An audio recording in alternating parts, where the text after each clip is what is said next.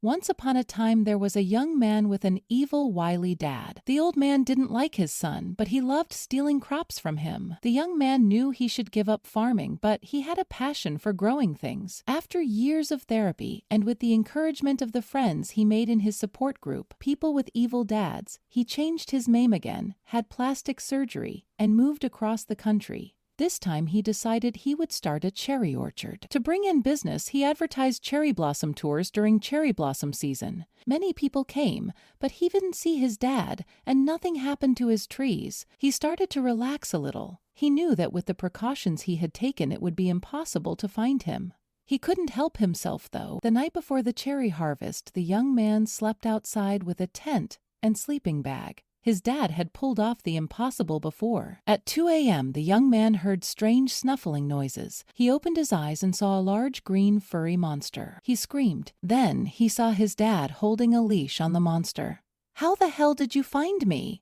asked the son. "Do you know what type of bear this is?" asked the dad. "That's a bear," asked the son. "This is a rare frog bear. It lives on a tiny island in the middle of nowhere. I discovered it in my travels. It only eats one type of food that is also normally only on the same tiny island. It eats polka dot rainbow flies." "That's very interesting, Dad. But what does that have to do with how you found me?" asked the son. "The bear needs a large volume of rainbow flies. It can track those rainbow flies over long distances. Okay?" said the son. "You are part polka dot rainbow fly," said the dad.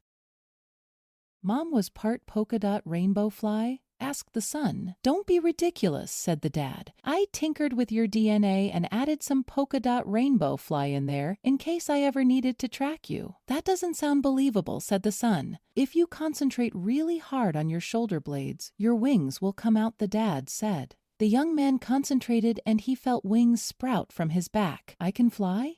the young man asked in wonder. "No," said the dad. "Making fly wings that could support your weight would have been a giant pain. These are just for decoration and tracking purposes." "Ah," yelled the son. "Don't hate the grifter, hate the game," said the old man as he started loading up cherries. What the old man didn't know is that the son had a backup plan just in case his dad showed up. Traps didn't seem to stop the old man, so he decided to bring the fight to him. He put trackers in several cherries in his orchard. The young man had thought he was being paranoid at the time, but now he was glad he hadn't underestimated his dad's evil and wiles. The young man knew he would need sleep for the fight to come. He collapsed into bed next to his sleeping cat. The next day, he got out his handheld cherry global positioning system. To his surprise, he saw that the cherries were located in New York City. He knew that he would be walking into extreme danger, so he left his cat with a neighbor. Then he loaded up his backpack with supplies.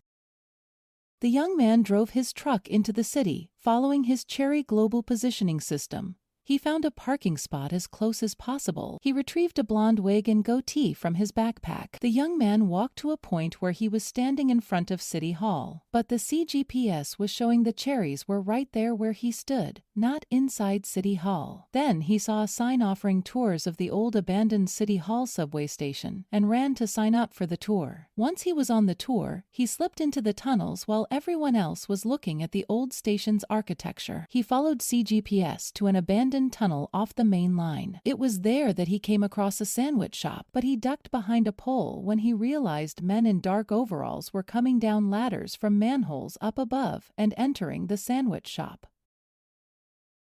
The young man knew he had to get inside the oddly secretive restaurant. Once he saw the flow of men coming down the ladders stop, he approached. There was only one man working the sandwich counter. A few other people were coming in and out a door behind the counter to get drinks and snacks, and the man was making sandwiches for them. The young man approached and entered, and the sandwich maker looked at him harshly. "You're late. The meeting already started. Didn't you bring anything to trade?"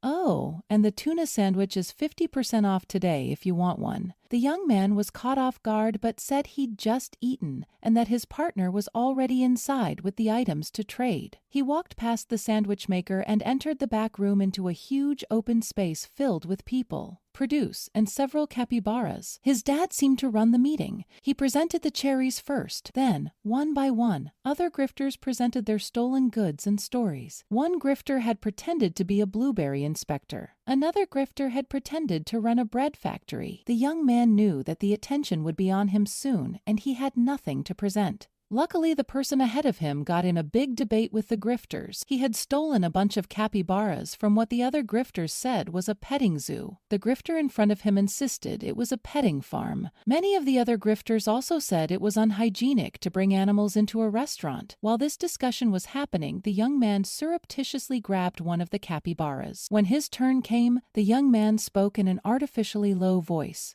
He claimed that he also grifted this animal from a petting farm, but it was a very small petting farm. "Did you just steal that from me now?" the original petting farm grifter asked. "Of course not. Great minds just think alike. I had some time to teach the capybaras some tricks," said the original grifter. He looked at the capybara. "Sit," he said. The capybara in front of the young man sat. Everything was silent for a moment. "Hello, son," the young man's dad said. The young man grabbed the capybara and backpack and ran out of the restaurant. He knew he couldn't climb up the ladder fast enough to escape the grifters, so the young man ran down the abandoned tunnel. The young man had gone to college on a track scholarship and was still in great condition. He rounded a bend and pushed on a door to what looked like a service tunnel. As he ran through the door, it slammed shut behind him, and he found himself in the middle of several people dressed in capes. "Who dares to interrupt the Magicians Club meeting?" said one of the men. Another man asked, "Is that a capybara?" "I'm on the run from the grifters," the young man explained quickly. The faces in the room began to look sympathetic. "We hate those guys," said the magician leader. "We were here first, and practitioners of the magical arts shouldn't have to meet so close to a den of thieves." "Abracadabra Plan A," the head magician called out. "Grab your capybara and backpack and get ready to run," said one of the other magicians. The men in the room quickly gathered up small items and hooking up lights to extension cords. 10 of the magicians ran out the door first, dragging the lights on cords with them. Their lights flashed and strobed in the dark tunnel, blinding the grifters. The young man followed those 10 men out into the passage. Another 10 magicians behind the young man began throwing smoke pellets everywhere. The whole tunnel became a flashing, smoky nightmare.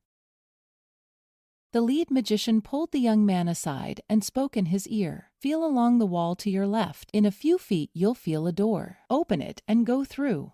It's a service tunnel that will bring you to the Brooklyn Bridge station. You can escape from there. Be quick. This distraction won't work forever." The young man found the door to the dim corridor easily and made it into the smaller service tunnel. Walking for about 5 minutes, he came out into another subway station behind a partition. He quickly found the stairs and made his way back up to the street. He was far from his truck, but safe from the farm grifters for now. The young man received a text. He didn't have the number saved, but he knew who it was. It just said tomorrow night, 6 p.m., same place. The young man would be ready.